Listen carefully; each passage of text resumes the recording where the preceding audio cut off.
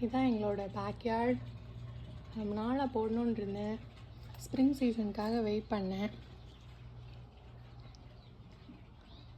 இந்த கேட் பார்த்தீங்களா, இந்த கேட் வந்து டாக் கேட். ஆனால் நான் வந்து இது ஒரு ஹாஃப் ப்ரைஸ் ஸ்டோரில் வாங்கிட்டு இது மாதிரி யூஸ் பண்ணிட்டேன். இது நம்ம ஊரில் கல்வாழைன்னு சொல்லுவோம்ல, ரெட் கலர் பூ பூக்கும்ல, அந்த பிளான்ட்.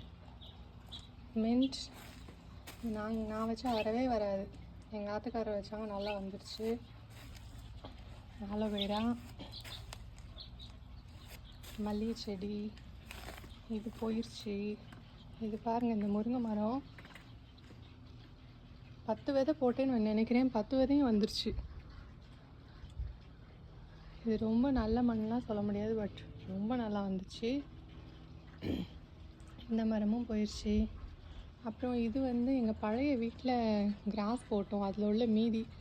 இங்கே வந்து மண்ணெல்லாம் வின்ஸ்டாம் வந்து அடித்து தள்ளும். அதனால் இதை அங்கே போட்டுட்டு, இது கொஞ்சம் இடம் மேடாக இருக்கும் இந்த இடத்த விட. ஸோ அந்த இடத்துல கிராஸ் போட்டுட்டு இந்த மாதிரி ஒயிட் ஸ்டோன்ஸ் போட்டு, என் பையனுக்கு வந்து மெயின்டெனன்ஸ் இல்லாமல் இருக்கணும். அதனால் இது ரெட் அக்கான்னு சொல்லுவாங்க இந்த பிளான்ட்ஸு. இதையே ஃபுல்லாகவே வச்சுட்டேன். இது மெயின்டெனன்ஸ் ரொம்ப கம்மி, ரொம்ப வெட்டி ட்ரிம் பண்ணி அப்படிலாம் பண்ண தேவையில்ல. ஸோ இது அவ்வளோ அக்கா பிளான்ட்டு. இது வந்து சோலார் லைட். இன்னொன்று காமிக்கணுமே, எங்கள் வீட்டில் முதல்ல இந்த வீட்டுக்கு வரும்போது பாம்பு வந்துச்சு. அதனால் அந்த பாம்புக்காக ஒரு ரிப்பல்லர் ஒன்று வாங்கி வச்சேன். காமிக்கிறேன் உங்களுக்கு.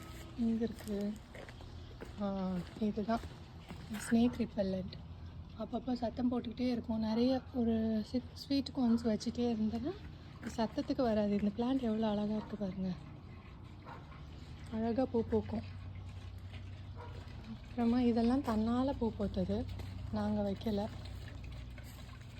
இது கேக்டஸ், ரொம்ப அழகாக பூ பூக்கும். இப்போ பூக்கலை. இதெல்லாம் எக்கா தான்.